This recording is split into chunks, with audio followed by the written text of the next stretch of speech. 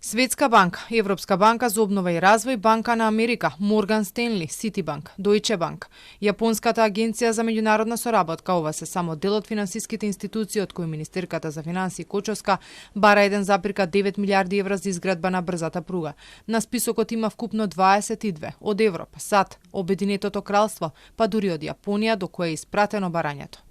Согласно испратеното барање, одговорот за пројавување интерес меѓународните финансиски институции и странските комерцијални банки треба да го достават до крајот на овој месец, со можност за продолжување на рокот по барање на банките.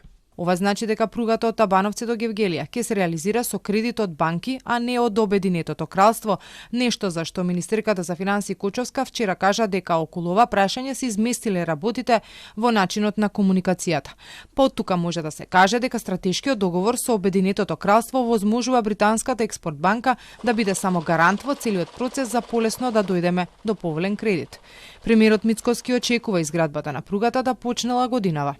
Ако се биде како што треба, оваа година очекувам почеток на изградбата на оваа пруга. Според бројките од физибилити студијата, километар би чинел 8,8 милиони евра и ова било најниската цена за ваква пруга во регионот со должина од 200 километри. Ако пак има непредвидени трошоци, тие заедно со експроприацијата и надзорот бизнесувале 10% од вредноста на изградбата, па така може, а и не мора, пругата да чини 2 милиарди евра.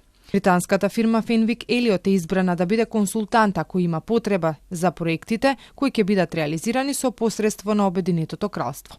Планот е освен брза пруга да се модернизираат болници, но и да се гради клинички центар.